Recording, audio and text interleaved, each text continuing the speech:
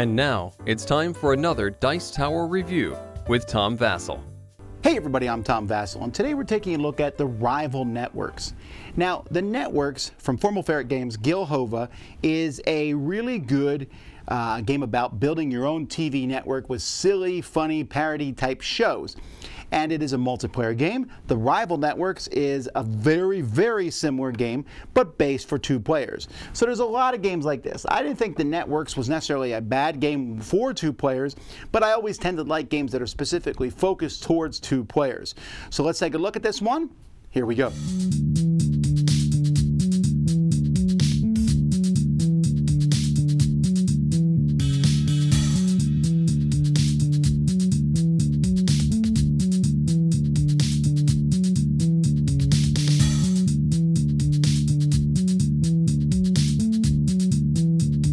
In this game, players are competing for viewers. And as you get viewers over the course of the game, you're going to drop them into your house in 1s and 3s. And at the end of the game, you reveal, and whoever has the most is the winner. You're fighting over 3 time slots here. So we have an 8 p.m., 9 p.m., and 10 p.m. time slot. At the beginning of the game, each person has a show that's in each of these. These shows, no one likes watching them. The Wild World of Forks, Get to Know Your Lower Colon, What's in My Pockets. You can see they all have a 0 rating. And each one is one of 6 different types of movies. There are action, sitcom, sci-fi, drama, sports, reality. Those are the different kinds of genres that you have possible. So there's 6 of them. You'll start with 3 of them. The game is going to take place over 3 seasons. Each season you go through a deck of different shows for that season. Like in season 1, for example, you might have Jessica Bones. Then there's a season finale where there will be a scoring. And after 3 of those, the game will end. On a player's turn, the first thing they're going to do is they're going to take a card from the show display. You have to. So I'm going to pick one of these. Now you'll notice these don't have 0 ratings. They have 2 ratings on them. So this, for example, the burp is worth 4. If I put it in a 10 p.m. time slot, it's worth 2 if I put it anywhere else. So I'm going to pick one of these. So let's say, for example, I pick the burp. All right? So I'm going to take this and add it to my timeline. So I think I'm going to put it in the 10 o'clock time slot because it's worth 4 there. So then I'm going to take the show that's there, What's in My Pockets, and put it in reruns. That's just where I have my older show. When I take a new show, I could put it straight to reruns if I want to. Now, if you get 3 shows of the same type, so here I have 2 reality shows, but if I got a 3rd reality show, I immediately get a bonus. And if I would get a 4th reality show, I get the bonus again. So the more of the same type, the more bonuses you're going to get. And so this would say gain a ratings point on each of your shows, score any viewer icons you pass. So I would add, like every show would go up by a rating, and that would increase their value by 1. But when I put the show down, I'm going to increase my rating here. So I'm the blue player, so I'm going to go up to 4, and I passed 1 eyeball here on this track, and I'm going to get a viewer. And at the end of my turn, I'm going to take all the viewers I have and put them in my house.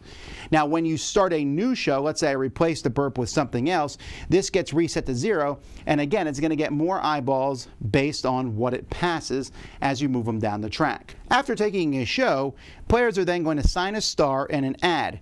These come out randomly in pairs. Each of these stars works in 1 or 2 different genres. So you can see this dog-loving detective works only in the action genre, while the Shakespearean star works in both drama and sci-fi. They're going to add a value. If you put them on a show, they're going to add that value to the ratings of that show. At the same time, you're going to get some advertising here. You're going to be able to spend this advertising to buy network cards. Network cards all have a cost. You'll be able to buy one of those. Like, for example, this one here lets you add 4 rating points to your shows in any distribution, but it costs $8 million. Well, each of these money cards is worth a certain amount of money depending on if you are winning the ratings in a certain time slot. So for example, McTacos is worth $2 million, but if I'm winning in the 10 p.m. slot, it's worth $3 million. Bob's Game Bar, worth $1 million, but if I'm winning in the 8 p.m. slot, it's worth $4. So most of the things are like that. There are a few, like Adam's Awful Photos here. that's just worth 2 million, but if you have more than one of them, if you have two, they're worth 5 million together. So you're going to take a pair of these. On your turn, you can move as many stars as you want, as long as they all go to the same show, which, as you can see with the 3 I have here, they do all 6 genres, so I couldn't do that. But I might say, I'm going to put a lovable game show host over here on Get to Know Your Lower Colon. So that's going to move me up 2 on that spot. You can even, there are certain cards will let you get these amazing stars, and they're worth 3, and they can go anywhere. So there's a lot of variety here in how you're putting these different stars out. But when a show gets canceled, basically you move it to reruns, the stars go away, and again you get reset to 0. At the end of players' turns, you're going to refill the different cards, so a new season card will come out over here, and eventually the season finale is going to come out. And someone can choose to take it early, or eventually you'll be forced to take it. And at that point, you'll finish your turn. And then whoever is winning in each of the slots is going to get extra viewers. You're also going to look at the rewards card that you have here. So this is randomly chosen per game. So this, for example, gives an extra viewer, whoever wins the 9 p.m. time slot. If you have exactly 1 sitcom show in your lineup, you get a star. And if you have 2 shows of the same genre in your lineup, then you get one of these superstars that can go anywhere. So there's rewards for season 1, season 2, and you can see that rewards for season 3 are greater. After season 3 is scored, whoever has the most points, the most viewers, is the winner of the game.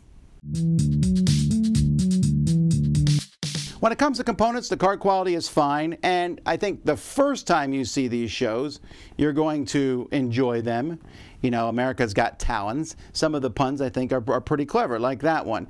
Killing Heave, that one is less. Without a Paddle, Poncho Academy, The Mediocre Mr. Muddle, Battle Tots, that one I find amusing.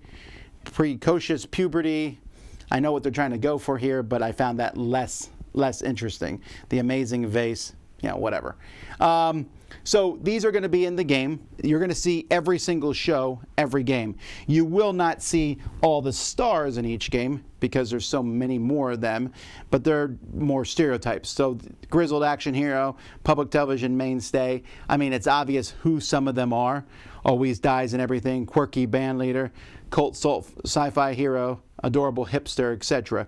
So there's that. You have these little houses here, which work pretty well. I actually like these. I like putting your viewers in them. It feels really satisfying to put the viewers in them, and at the end you reveal it, and you're like, wow, I didn't realize I got that many viewers over the course of the game.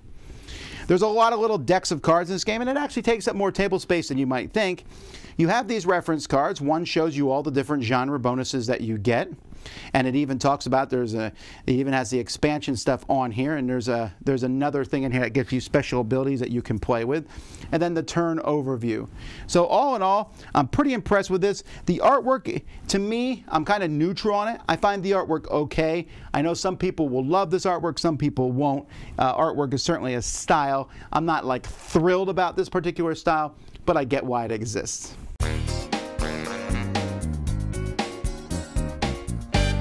As I said at the beginning, I like the networks. I think it's a fun game.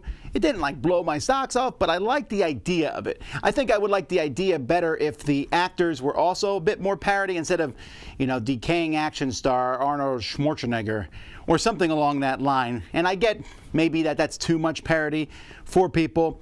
The parody in this game is part of the fun. The humor is part of the fun. And this is where I feel like the rival networks is slightly lacking.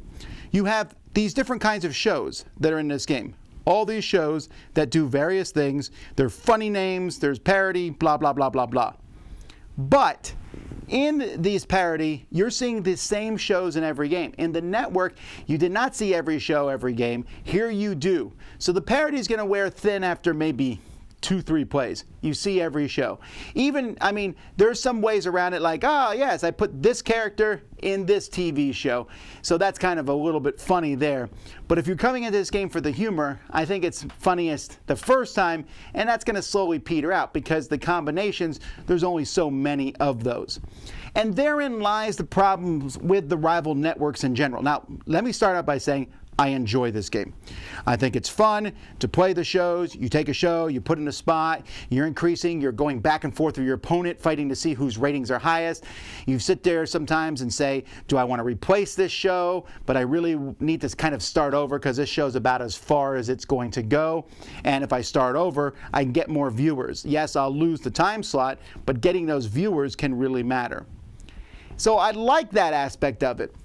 But the first time I played this with my wife, when we were done, she said, I really enjoyed that game, but it felt like a lot of work for a little payoff. And I feel like that may be where this is. Now, don't get me wrong, it's not a hard game to play. But it does feel like there's a lot going on, and I don't feel like the choices are tremendously agitating. In the sense that if I get a show that says it's best in this time slot, but not with other time slots, I'm going to pick that one time slot. Yes, sometimes you'll pick a different time slot if you're trying to get the bonuses of 3, etc. But the choices here aren't very difficult. This show fits best in this time slot. I got 2 shows of this type. There's a third one. I think I'll take it. And so that sort of thing is just pretty easy for me to decide what to do. I have this actor or actress. They fit in this particular show. That's where I'm going to put them. Now, there's more nuance than that. Don't get me wrong, especially with the gold cards. Sometimes a gold card will give it an extra viewer if you have a diversity of shows. And there's the different networks cards which let you do crazy and wild things. But I never found any of these decisions to be particularly compelling. They were kind of straightforward. Now, even that's not a terrible thing. But my argument is the straightforward decisions don't seem to fit in the framework of a game with all this going on. With a game with this many pieces and this much stuff out there, I want more decisions. If I want just a few decisions, then I want a game that has fewer components and easier to set up and play. This game is a bit. There's a lot of cards, a lot of things going on. I don't know that I would pick this over the original game, The Networks. Again, I think there's more variety in the networks. And this one I found, again, some disappointment in that the shows are always going to be the same every time. Now, there's probably some balance issues that are involved there. The gameplay here feels very balanced, almost too balanced. Like, it's so smooth that there's no rough edges. Like, there's no, wow, that actor's amazing, I need to get him. And it's a nice back and forth. This is a pleasant game. I enjoyed it. All the games I played with this have been my wife. Just back and forth, we're talking, and we laughed about the shows the first time or so. But after that, it wasn't as funny, and then the gameplay needs to shine, and the gameplay was good. It just wasn't something that knocked my socks off. You may vary, though. You may look at this and say, that looks amazingly fun. Well, fantastic. Definitely check it out. If you love the networks and you're really looking for a 2-player version of it, this is going to be right up your alley. If you've never played it, and if you do have more than 2 people occasionally, then not even a question, get the networks and maybe one of its expansions. There's a few small things in this one that, you know, you're going to change. There's executive cards in here where it gives you a special ability. That I liked. I would always play with that. But it's nice. It's good. It's just not one I think I'm going to be playing next year. I'm Tom Vasel. You've been watching the Dice Tower. See y'all. Dice Tower Judgment, fun game, but I worry about its longevity.